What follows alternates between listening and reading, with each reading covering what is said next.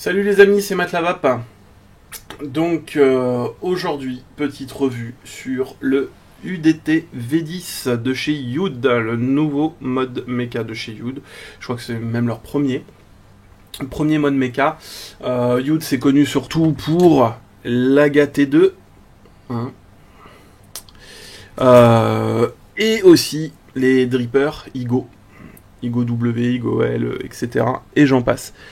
Il y aura bientôt une revue là-dessus. D'ailleurs, grand merci à Patrick de la boutique Bocalinda. Puis un petit bonjour aussi à Jackie.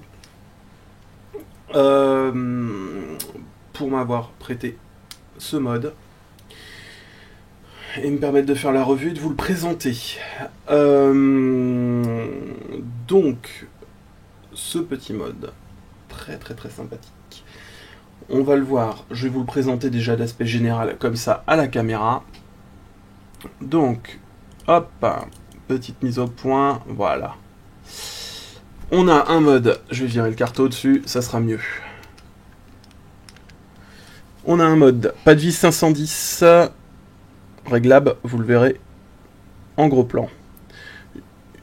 Un système de plusieurs bagues, quand je l'ouvrirai, je vous montrerai tout ça. Donc une dorée, un système de switch par le bas et qui se verrouille. Hop, et une petite gravure laser avec un gentil scorpion. Alors, ce mode a-t-il du piquant? Ouhou, jeu de mots. Vous ne m'en tiendrez pas rigueur, j'espère.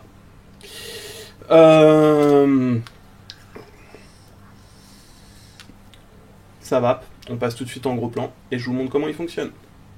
A tout de suite. Donc nous voilà en plan serré. Alors, ça fait bizarre, j'ai les mains qui arrivent par en haut. C'est juste pour me simplifier la vie, essayer de vous proposer quelque chose d'un peu mieux, on va dire un peu mieux, d'être plus à l'aise pour manipuler au niveau justement des gros plans.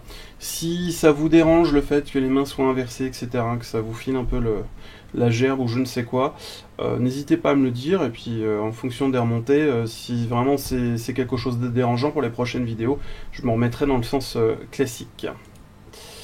Je vais passer hop, en focus manuel et je vais vous montrer comment c'est composé ce petit UDT V10. Alors, hop, donc la tête, hop, que je vais poser, la bague qui est purement esthétique, elle n'a aucune fonctionnalité.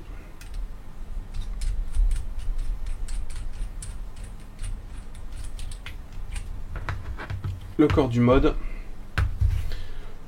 et le switch.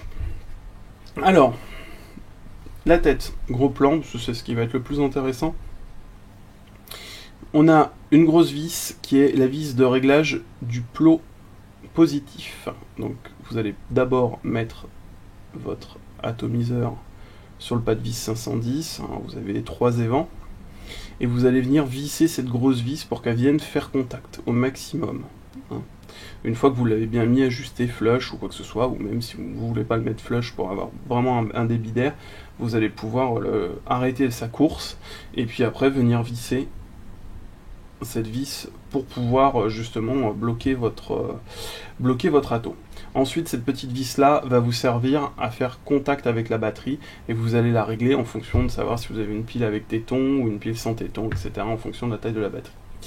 Voilà. Ensuite, on a une bague, plus une bague esthétique, on va dire, qui vient se fixer sur la tête. Hop. Les pas de vis sont bons. Le corps du mode, hein, qui est siglé Youd. Voilà. Youd. Voilà. Et on a le switch. Alors, le switch, je vous le présente. Donc, il est massif, hein, le switch. Hein. Mais comme tous les matériaux utilisés, hein, comme la tête, c'est vraiment... On sent que c'est de l'acier inoxydable et de qualité, quoi. C'est vraiment lourd. Ils y sont pas allés avec le dos de la cuillère ou le dos de la baguette, je ne sais point. Voilà. Au niveau du switch, hop, si on regarde, la course, elle est relativement courte. On a le switch qui est, enfin le cul de la batterie qui est isolé par une espèce de joint torique en plastique dur. Et puis on a une vis plate qui vient faire contact dès qu'on bouge le switch. La finition est plutôt sympa. On a une gravure qui doit être une gravure laser pour moi, avec un petit scorpion, et puis en fait écrit avec une espèce de police un peu elfique, Youd, la marque tout autour du Youd. Voilà. Alors, moi, la seule chose que je lui reproche, elle est là. Ce pas de vis, en fait, il n'est pas inversé par rapport au système de blocage de la bague du switch. Donc, là, quand je vais vouloir revisser le cul du mode, je suis obligé de tenir ici, parce que si je tourne comme ça, c'est le switch qui tourne dans le vide. Donc, il faut que je bloque pour visser mon mode complètement. Hop. Là, il est bloqué. Hop, je le tourne un peu. Puis après, il tourne dans le vide. Il est débloqué au niveau du switch. Je retourne dans ce sens-là, vers moi. Hop, il est bloqué. Donc, effectivement, par contre, quand on veut l'ouvrir, c'est très simple. Vu qu'il est en position bloquée, hop, il s'ouvre. Nickel. Et après, il faut le redébloquer. Voilà. Voilà. Donc, hop, je vais mettre un atomiseur dessus. Je vous montre rapidement comment ça se passe. Oups. Donc ça sort complètement. Je le renclenche quand même un peu. Je visse mon carreau dessus. Je le ferme, j'ajuste ma vis. Alors ça, de toute façon, c'est au petit bonheur la chance au départ. Hein. Hop. J'ai du jeu. Je le rouvre. Et je vais desserrer un peu plus ma vis pour que le contact au niveau de la pile, elle soit vraiment bien bloquée. Voilà. Et là, j'ai plus de jeu. Et ça va. Donc voilà. On repasse en plan large. Et puis je vous explique vraiment ce que j'en pense de ce mode-là. Et puis surtout, annonce du concours, très certainement. À tout de suite. Donc nous voilà de retour pour la conclusion sur ce petit mode. Et puis pour vous apporter aussi quelques petites informations sur des choses qui vont se passer sur la chaîne. Donc, pour en finir avec le mode, petit mode super sympa, bonne tenue en main, très agréable. Pour moi, bonne conductivité. Je vais essayer d'investir dans un tancomètre pour pouvoir mesurer justement la conductivité des modes. Ça devrait arriver d'ici le mois prochain. Je pense que je vais investir là-dedans. Sinon, comme je disais, bonne prise en main, un switch agréable. Il n'y a pas besoin de forcer, mais même quand on le pose, voyez, il résiste. On est vraiment bien.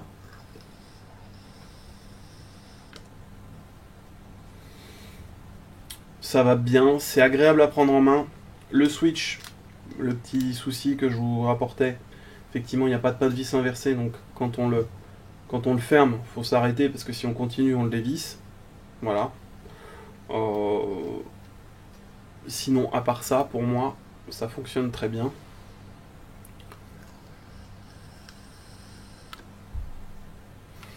Après, moi, je suis pas fan forcément des bagues dorées.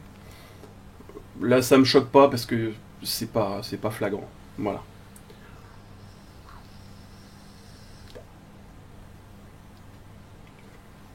Très agréable comme mode. Maintenant, je vous annonce des petites choses. Hop. Prochaine revue, sur les Igo et aussi le drip tip Teflon du Vaponaut. Donc là je suis en train de les tester, etc. Je teste différents montages pour vous faire une vidéo avec un montage qui, moi, est le montage que j'arrive à faire plus facilement. Alors on va dire que j'ai plutôt un niveau débutant au niveau des coils pour les faire, donc je vous montrerai ma méthode qui pour moi me paraît le plus simple avec le niveau que j'ai. Je pense que des gens plus expérimentés se trouveront ça peut-être un peu easy ou un peu pas assez performant, etc. Donc ça évoluera avec le temps, et puis quand j'aurai des nouveaux montages, je vous les montrerai. Donc Igo W, Igo W4, Igo T que je vous présenterai. Alors le W4 je le ferai en même temps que le Igo W parce que c'est la même base. Sinon, à part ça, mise en place d'un concours très prochainement sur la chaîne pour les 200 ou 250 abonnés. Donc le concours sera fait en partenariat avec une boutique, très certainement Bocalinda, voilà, qui m'a déjà fourni voilà, les drippers.